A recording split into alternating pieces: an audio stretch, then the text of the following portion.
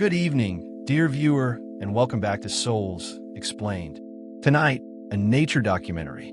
Our subject, an ordinary human, observed in their natural habitat at 6 in the morning, hunched over a small piece of paper. Do not be fooled by the paper. It looks harmless. It has cheerful little boxes down the side. This, dear viewer, is a to-do list, and we will be watching it closely because this particular specimen is about to do something remarkable.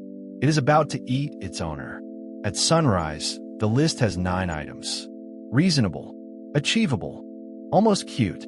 By 10, it has 11. By lunch, 14. Our human has completed 6 tasks since dawn, and the list is now 5 items longer than when they started. Watch their face as they notice this. That is the face of a person doing the math and refusing to believe the answer. They respond the only way they know how.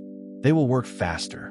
If you have ever finished a full day of doing things and still felt like you somehow lost ground, congratulations. You have already met this creature. Stay with us.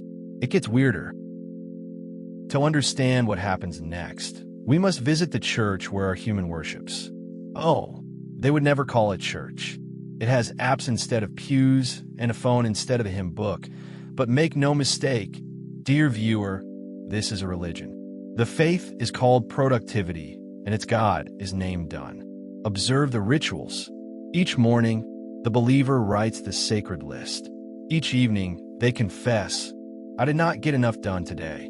The little check mark is the holy symbol, and every tick delivers a tiny hit of grace, roughly 4 seconds long, before the next commandment loads. Heaven, in this religion, has a name.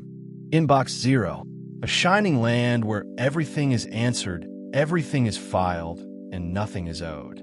No living person has ever stayed there longer than an hour. And notice the strangest article of this faith. Rest must be earned, not needed. Earned.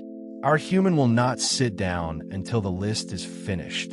And the list, as we have established, is never finished, which means they have built themselves a heaven with a door that never opens, and they are quietly very proud of the lock. Now, footage the productivity brochures do not show you. The feeding. Every task our human completes spawns 2 more. They answer an email, and the reply arrives carrying 3 new questions.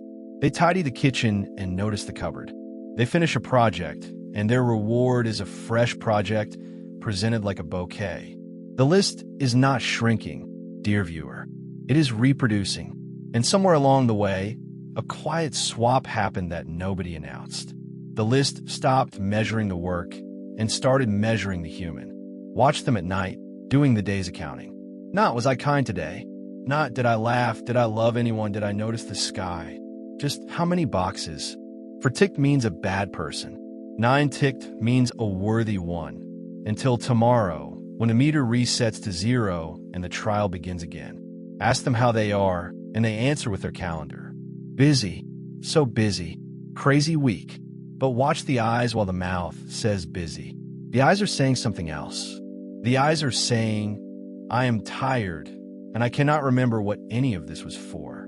Busy on the outside, echoing and empty on the inside. And then, on an ordinary Thursday, just as our human is adding by stamps to a list that already holds 41 items, someone knocks. Dreadlocks tied up in a bun. Beard. Calm eyes.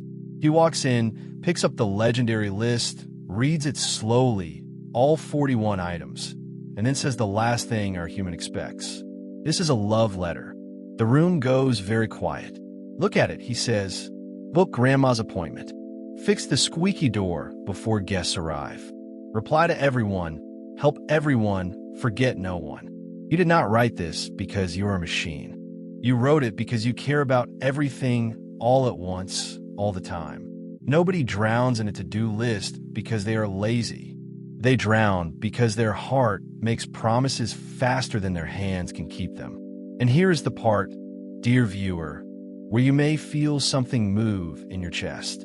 He says, you will leave this world with items still unchecked. Everyone does.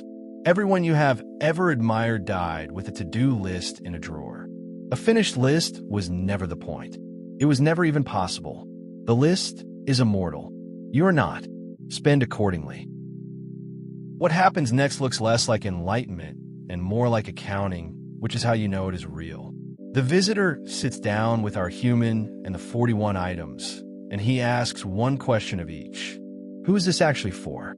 Item 7. Learn a language before the trip. For you? Or for an imaginary judge at passport control? Item 12. Repaint the hallway. Do you want a painted hallway? Or do you want your mother-in-law to stop looking at it? Item 19. Reply to everything tonight. Says who? One by one, the items confess. Some are love. Keep those. Some are fear wearing a lanyard and a clipboard. Fear of falling behind. Fear of disappointing. Fear of being seen resting. And some, dear viewer, belong to nobody at all. They are inherited chores from a version of you that no longer exists, still walking the halls of the list like tiny ghosts. The visitor does not shame a single item. He just sorts. This one matters. This one waits. This one was never yours. By the end, the list is not shorter because our human gave up. It is shorter because for the first time ever, somebody asked it for identification. Before he leaves, the visitor tapes 4 small cards above the desk. Not an app. Cards. Card 1. 3 things. Every morning, choose 3 items that actually matter today. The rest move to a second list called Later, which is allowed to be infinite because you are not required to be. Finish the 3, and anything extra is a bonus, not a debt. Card 2. Ask who it is for. Before any task earns a place in your day, it has to show identification. Love gets in. Fear waits outside. Card 3. Schedule the nothing. 1 block in the week with no purpose, defended like a meeting with royalty because it is one. And if the voice in your head calls that lazy, remind it. Rest is maintenance, not a reward. Nothing you own works without charging, and you're included in that sentence. Card 4. The strange one. Each evening, write down 3 things you did that were never on the list. Comforted a friend. Watch the light change on the wall. This retrains the meter slowly to measure a life instead of scoreboard. For cards, practice them for a few weeks. Then watch what the mornings do. Our documentary ends 1 month later on a bench at that hour when the sky does its best work. And here is our human sitting in it, doing, and we have verified this with several experts, nothing. The list still exists. It sits at home on the desk, 7 items long, 3 circled, calm as a well-fed pet. It did not die, dear viewer. It simply stopped being the owner. Somewhere behind them, an unanswered email is aging gracefully. The hallway remains unpainted, and their mother-in-law has, remarkably, survived it. And the human is watching the light change on an ordinary evening, and the meter in their chest has gone quiet in the best possible way. So, one question before the credits. For you, the person watching this with a list of your own glowing nearby. If your worth was never in the checkboxes, and it never was, what would you do with this evening? That is what we explore at Chenzo Holistic Coaching. Coaching for sensitive souls who feel everything deeply, including, apparently, stationary. The address is right there in the description. Now go choose your 3 things.